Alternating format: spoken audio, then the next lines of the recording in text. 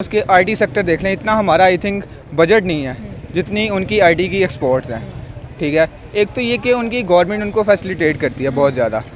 अब recently budget आया है, ठीक है। देखें, अगर आप इंडिया का हिस्टोरिक बैकग्राउंड देखें तो 1991 के बाद इंडिया की जो है वो मार्केट अप हुई है। वो क्यों मार्केट अप हुई है कि इंडिया ने जो है वो अपनी करेंसी को पहले डीवैल्यू किया।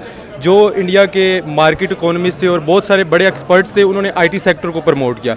हम उनके पार्ट्स वहाँ से मंगवा रहे हैं और यहाँ पर हम उनको ना असेंबल कर रहे हैं। तो इंडिया की जो इकॉनमी है उसका साइज़ चूँकि बहुत ज़्यादा है और पाकिस्तान जो है आपको पता है इस साल भी उसकी 342 बिलियन की हमारी टोटल इकॉनमी है। अस्सलाम वालेकुम नाज़रीन, हम आवाज़ के साथ मैं हूँ आपकी होस्ट आयशा मतीन। नाज़रीन, 2023 में इलेक्ट्रिक व्हीकल इंडिया में जो है बड़ी लॉन्च की गई हैं, बड़े ज़बरदस्त अमेजिंग फीचर्स के साथ और वेरी चीपर प्राइस के साथ। आइए पाकिस्तानी इमाम की तरफ चलते हैं, उनसे पूछते हैं कि वो इस बारे में क्या कहते हैं। इतनी तेज़ी से तरक्की और ये जो है साथ साथ व्हीकल्स बढ़ने के साथ साथ उनकी इकॉनमी भी बड़ी ज़बरदस्त होगी और हर मंथ जो है इनके लेवल जो है वो अप हुआ है सेलिंग में। आइए पाकिस्तानी इमाम की तरफ चलते हैं, उनसे बातचीत करते हैं और रिव्यूज़ देते हैं। आवाम की तरफ जाने से पहले वीडियो को लाइक कीजिए और वीडियो के एंड तक रहिए मेरे साथ। सबसे पहले तो इंडिया जो है आपको पता है दुनिया की टॉप 10 मईशत में आ रही है, लार्जेस्ट ग्रोइंग में। उसकी सबसे बड़ी रीज़न देखें, उसके आईटी सेक्टर देख लें, इतना हमारा आई थिंक बजट नहीं है जितनी उनकी आईटी की एक्सपोर्ट्स हैं। ठीक है, एक तो ये कि उनकी गवर्नमेंट उनको फैसिलिटेट करती है बहुत ज़्यादा। अब रिसेंटली बजट आया है, ठीक है, इसमें आपने देखा होगा आईटी और जो है एक्सपोर्ट और फ्रीलांसर इन पे टैक्स लग गया। आपको पता होगा। तो जबकि इंडिया में इस चीज़ को आप अपने आईटी एक्सपर्ट्स को फैसिलिटेट करते हैं टैक्स की मद में और उनको अपॉर्चुनिटीज़ बहुत ज़्यादा मिलती हैं। और दूसरा ये कि अब इंडिया में जैसा कि एप्पल भी आपको पता लॉन्च हुआ है, टेक्नोलॉजी में हमसे बहुत ज़्यादा आगे निकल गए हैं। अभी आपने एप्पल की स्टोर की बात की, उन्होंने 2 किए थे, अब वो 3 मजीद एप्पल स्टोर लॉन्च करने जा रहे हैं वो। जी। आप देखें इतनी तेज़ी से वो आगे तरक्की कर रहा है, क्या कहेंगे? तो किसका क्रेडिट हुकूमत को जाएगा, किसको जाएगा? देखें, हुकूमत को तो जाता ही है, बट वहाँ की आवाम को भी मैं क्रेडिट देना चाहूँगा कि वहाँ की आवाम जो है वो इस तरह की मोटिवेटेड है। बट हमारी आवाम भी है, बट आई थिंक यहाँ पे इतनी अपॉर्चुनिटीज़ नहीं मिल पाती। हमारे भी इंजीनियर्स आप देखें बाहर काफ़ी नाम है उनका, ठीक है, बट आई थिंक यहाँ पे उनको इतनी अपॉर्चुनिटीज़ नहीं मिल पाती, तो इस वजह से वो बाहर मूव कर जाते हैं। एग्जैक्टली, आपने बाहर जाने की बात की, वो बाहर क्यों नहीं जाना चाहिए ना, हमें यहाँ पर इतनी फैसिलिटीज़ प्रोवाइड करनी चाहिए ताकि वो ईजी होके हमारे मुल्क के जो है वो करें, काम शाम करें और हर एक लिहाज से जो है हमारा नाम भी जाना जाए कि ये मुल्क ने ये डेवलपमेंट किया, ये क्रिएटिविटी किया, ऑटोमोबाइल में हम ऊपर जाएँ। तो क्या कहते हैं, अपकमिंग होने के चांसेस हैं इसमें? मैम, अब गवर्नमेंट को स्टेप्स लेने चाहिए। आप कंपनीज़ को बुलाएं, उनको अपना मोटिव शेयर करें, उनको टैक्स फ्री आप कुछ ईयर्स के लिए आप टैक्स फ्री करें उनको, ताकि वो इंडस्ट्री लगाएं ज़्यादा से ज़्यादा। आपने देखा होगा कितनी इंडस्ट्री हमारी इस वक्त बांग्लादेश मूव कर गई है। ठीक है, एक तो इलेक्ट्रिसिटी का आप कॉस्ट देखें, कंजम्पशन कॉस्ट देखें कितनी बढ़ गई है।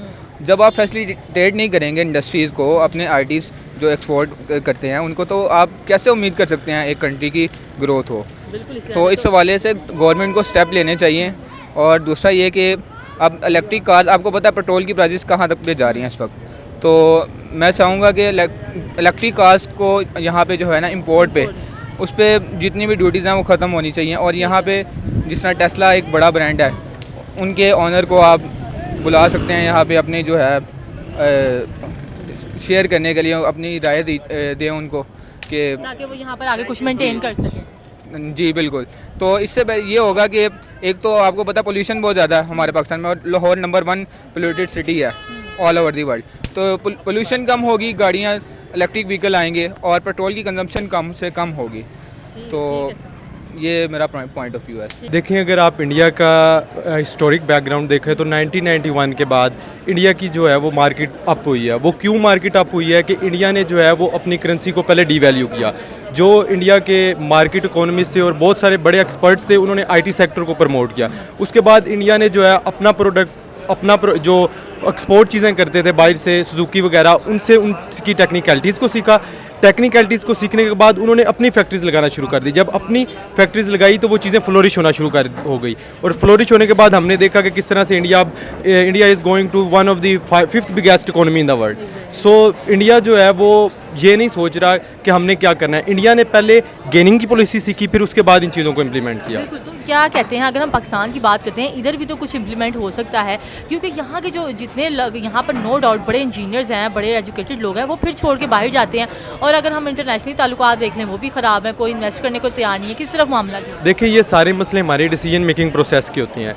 जब तक आपकी स्टेट में डिसीजन मेकिंग प्रोसेस जो है वो अच्छे ना हो, तब तक कोई भी स्टेट जो है वो तरक्की नहीं कर सकता। आपने देखा होगा कि 2 साल पहले एक बाइक पाकिस्तान में भी शायद लॉन्च हुआ था, ये इलेक्ट्रिक का, लेकिन वो एज इट इज़ अभी सिंपल रोड्स पे नज़र नहीं आ रहा है। वो क्यों नज़र नहीं आ रहा है? क्योंकि हम लोग डिप्लेट हुए हैं। हम किस तरह से डिप्लेट हुए हैं कि हमारे फॉरेन रिजर्व में आप देख लें कि 24 बिलियन से जब इमरान खान गए हैं, उसके बाद हमारे 8 बिलियन पे आ गए हैं। तो अब इसका जो कसूरवार है वो कौन है? सियासतदान जो हैं वो एक दूसरे को ब्लेम करने में लगे हुए हैं। लेकिन असल मसला ये है कि जब तक हमारा डिसीजन मेकिंग प्रोसेस और हमारी स्टेट की जो पॉलिसी है टुवर्ड्स इंटरनेशनल मार्केट और हमारी फॉरेन पॉलिसी जो है वो जब तक हमारी मल्टीलेटरल नहीं होगी, तब तक हम कुछ भी नहीं कर सकते। बिल्कुल, आपने बिल्कुल सही बात किया। अगर देखें, अगर इस मामले में हम अपने हमसाया मुल्क इंडिया से भी कोई हम बातचीत अगर कर लें कारोबारी लिहाज से, कोई इतना बुरा तो नहीं है, हो सकता है कोई बेहतरी की तरफ मामला चले जाएं अगर हम इख्तिलाफात अलग रखते हैं। देखें, बिलावल भुट्टो ज़रदारी जब पावर में आए हैं तो उन्होंने पाकिस्तान के फॉरेन मिनिस्टर सेलेक्ट हुए हैं, तो उन्होंने पहली बात यही की थी कि हम जो है वो टमाटर की ट्रेड को दोबारा से रिन्यू करेंगे इंडिया के, क्योंकि 70 ईयर्स हो गए हैं। आई डोंट थिंक सो कि आप जो है एक ही कश्मीर के मुद्दे पर आप एक दूसरे से लड़ते रहेंगे जब तक ग्लोबलाइजेशन का, क्योंकि अब now world is become a globalised world.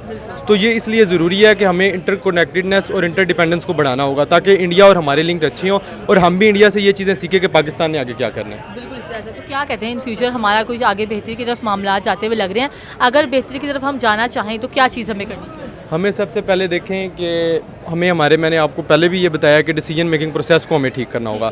हमारे जो ग्राउंड रियलिटीज़ और पैराडाइम्स हैं उनको भी हमें ठीक करना होगा। बिलावल भुट्टो जो है, इससे पहले हमारे लिथुआनिया के साथ कोई रिलेशनशिप नहीं थे, लेकिन वो जब से फॉरेन प्राइम मिनिस्टर बने हैं और फॉरेन मिनिस्टर बने हैं, उसके बाद उन्होंने पूरे यूरोप के साथ जाके वो अपने पाकिस्तान के रिलेशन इन्हांस किए हैं। इवन के रशिया के साथ भी हम ये चीज़ें एक्सपोर्ट कर रहे हैं। तो जब से ग्लोबलाइजेशन का प्रोसेस आया, पाकिस्तान भी इस चीज़ के लिए ज़रूरी है, पाकिस्तान के लिए भी, कि उसको भी ये चीज़ें अडॉप्ट करनी चाहिए। बिल्कुल, आप ये देखें, नरेंद्र मोदी साहब की अगर हम बात करते हैं, वो इख्तिलाफात होने के बावजूद हर एक कंट्री से बातचीत करते हैं और अब तो वो इतने पावरफुल हो गए हैं, वो कह रहे हैं हमें किसी की ज़रूरत नहीं है, अगर कोई चले भी जाएगा तो हमें नुकसान नहीं है, हमारे साथ जुड़ने में उनको फ़ायदा है।